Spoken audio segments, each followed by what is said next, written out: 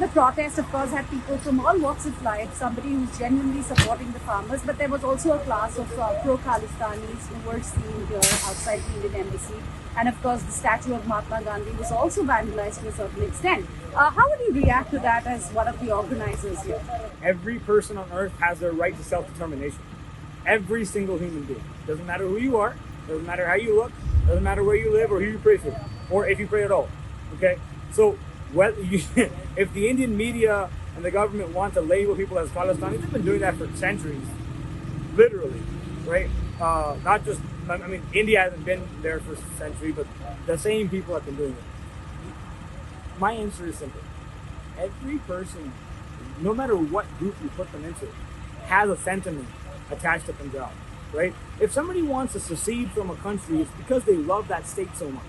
Texans and New Yorkers think very differently here in America, but Texans always talk about succession. Does Washington send troops that way? No, because they have the right to say that. The Indian Supreme Court has held up their right to say what they want to say, right? So them being involved here is not a bad brush taint, as many would like to say. For me, it's just another group that supports the farmers. It doesn't matter who you are, but you're supporting the farmers with whatever 2 cents you have. The other part of it is, where does Khalistan come from, right? In the current aspect of India, right? Within the last 35 years, you've seen this activism grow, right? Why doesn't that country, why doesn't India ask that question to its own people or its own governments as to why we have